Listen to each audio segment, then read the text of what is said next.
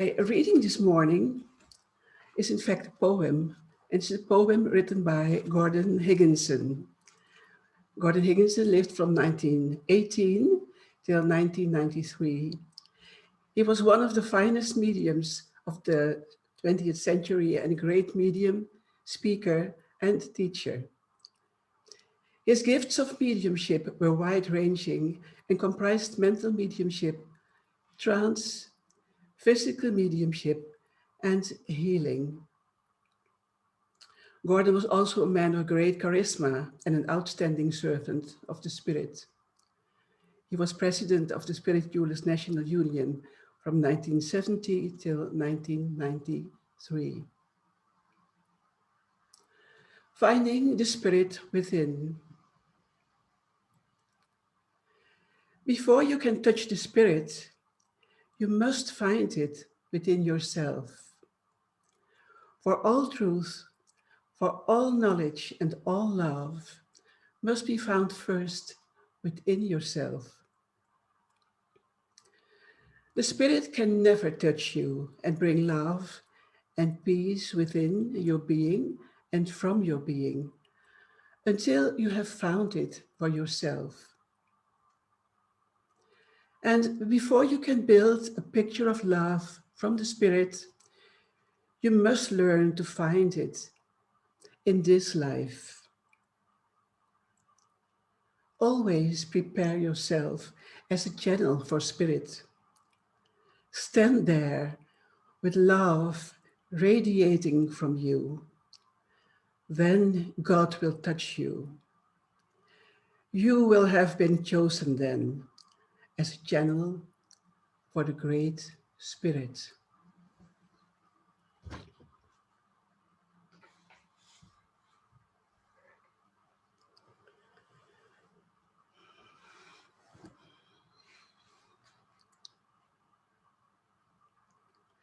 No longer conscious of my movements, I discovered a new unity with nature. I had found a new source of power and beauty, a source I never dreamt existed.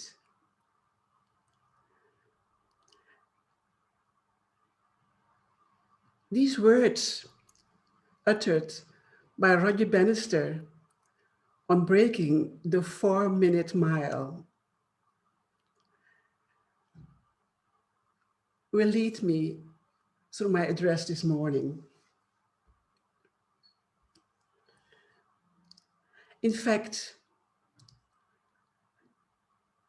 I could really, when I found this text, I thought this is it, this is going to be it.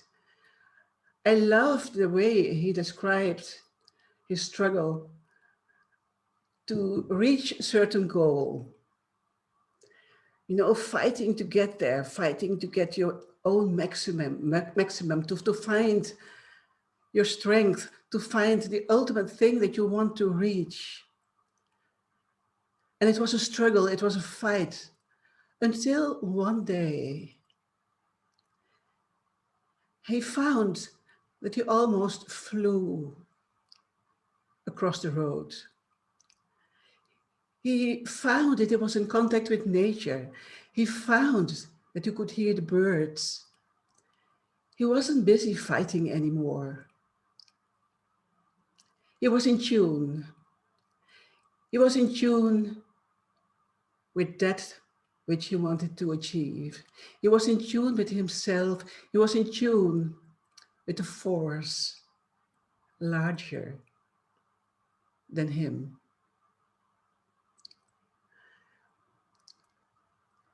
And I felt it so personal. And I'm sure many of you are aware of the road that you have been walking so far. And for some reason, somehow, you ended up right here in this moment, at this place, in spiritualism, like I have. I know that many of you were born in a household where spiritualism was the religion. And I know that some of you have a quite different background. In the end, it doesn't matter. For myself, it was a struggle.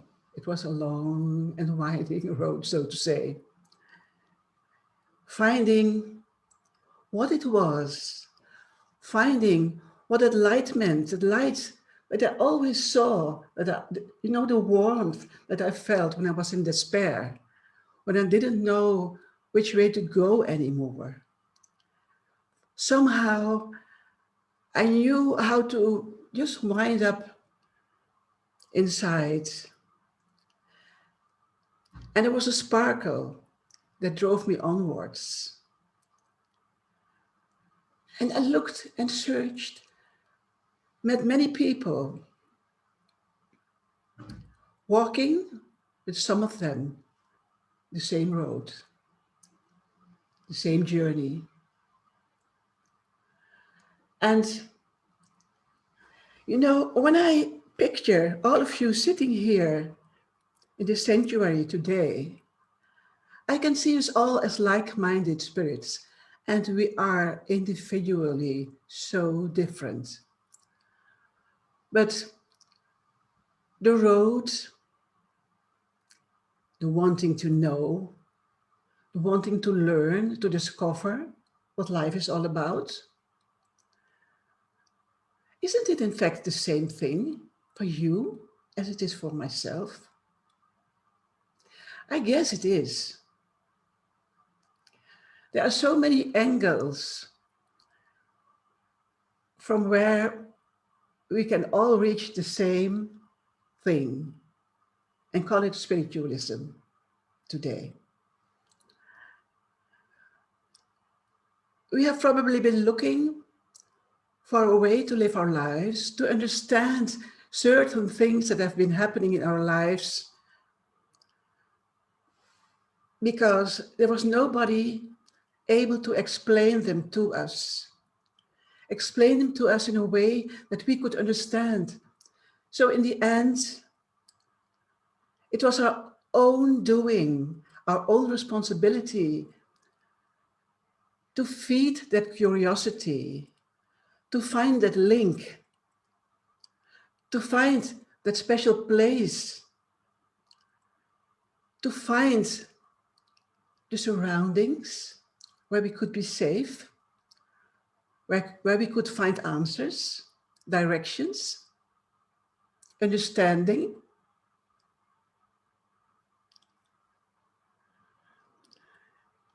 And making a very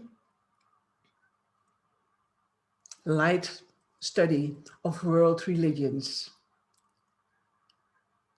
some years ago, during some years, I started with shamanism because it felt so familiar. It felt so right. It felt so intense, real, me. But the thinking mind of mine wasn't satisfied. I know some of you are also going that road. Maybe spiritualism is just a stop for you. But in the end, embracing the 7 principles, studying them for a number of years, gave me all the answers. Most important is your personal interpretation of these principles. Most important is that you, as an individual soul, have to be able to fit in. You have to be able to embrace them fully And you can do that with some guidance from a teacher, from a friend. But in the end, it is about you. In the end, it is about yourself, feeling at peace, coming to rest, knowing that in this life there will be problems, there will be rivers to cross, there will be mountains to climb. You know, I like music, and a lot of the music that I like has these philosophy texts in them.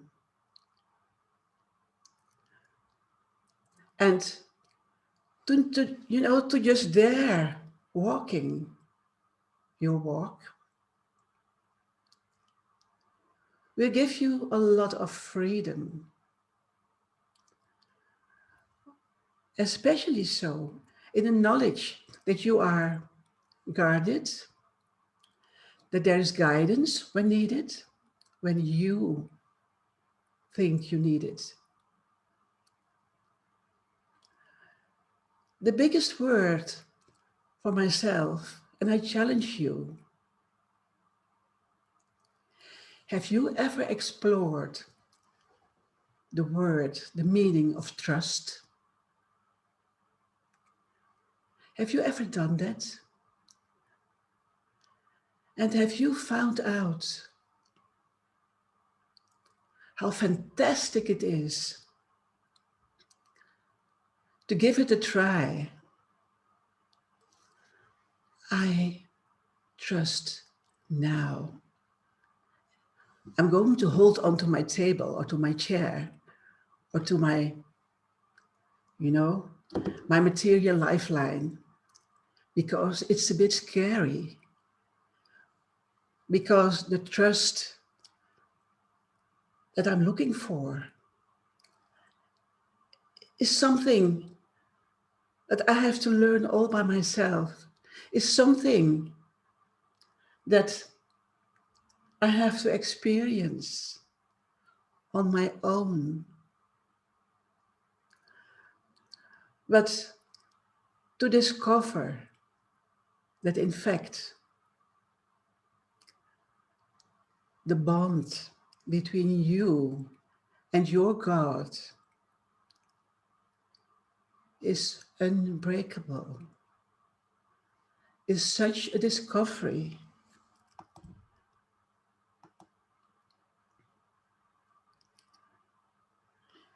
And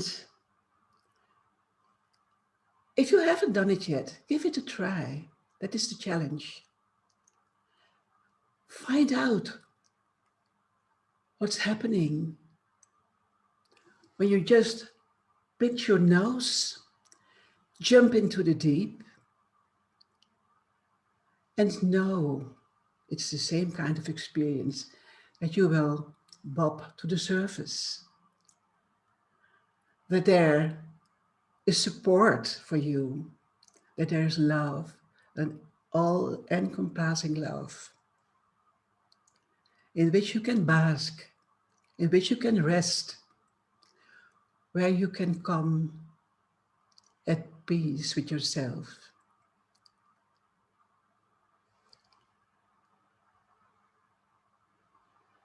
That was the challenge. You don't have to do it right now, but maybe a little bit later on, when you feel the time is right, if you haven't done it yet.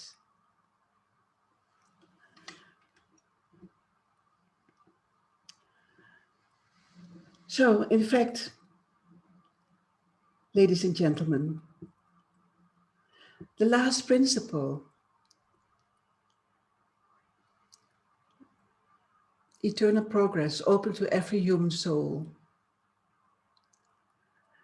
At this moment in time,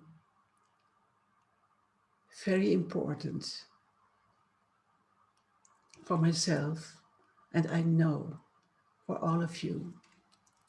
We have to progress. We have to accept happenings in this world today that we cannot understand, that we cannot begin to understand. And the only thing that we can do is to trust, to find that trust, and knowing there will be moments when we can get a glimpse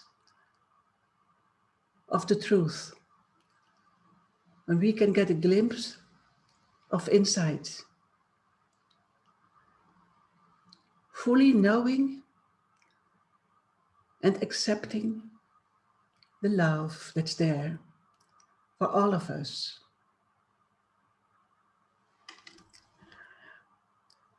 And again, at the end of my address, I'm going to read the words uttered by Roger Bannister on breaking the 4-minute mile. No longer conscious of my movements, I discovered a new unity with nature. I had found a new source of power and beauty, a source I never dreamt existed.